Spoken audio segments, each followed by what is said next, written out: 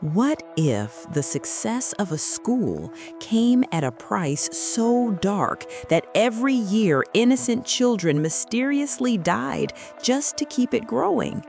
Would you ever send your child there? Mrs. Eckenham had run her private school for 5 long years, and still the classrooms were empty.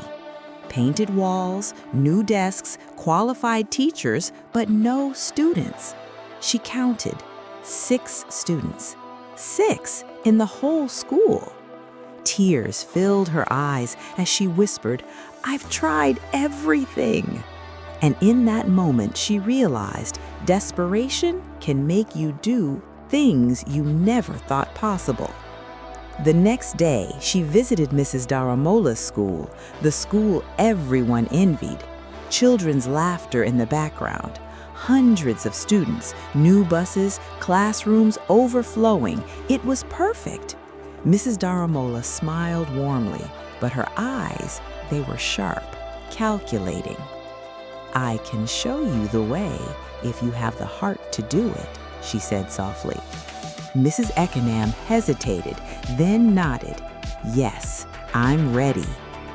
3 nights later, she was taken to a hidden compound on the outskirts of the city. Inside, men and women were gathered, serious, elegant, and unblinking. They formed a circle, and the air felt heavy, almost alive. Mrs. Daramola's voice broke the silence. "To grow, you must give what is precious."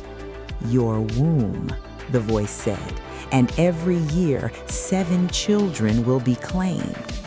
Mrs. Eckenham's heart raced, but the image of her failing school flashed in her mind, and she agreed. Eerie. The next morning, the change was subtle. Just 1 parent, then 2, then more. Within a month, the school was full. Within the first year, 7 children, mysteriously dead. Accidents, sickness, no one knew why, and yet the school continued to grow. New buildings, new students, parents praised her success, unaware of the price. Years passed, and parents began to whisper something was wrong with the school. One father, a pastor, noticed his daughter being singled out, called into rooms she shouldn't enter. That night, he prayed fervently. In a vision, he saw the circle, the rituals, the sacrifices, and Mrs. Eckenham in the center. That night, he withdrew his daughter immediately and continued to pray.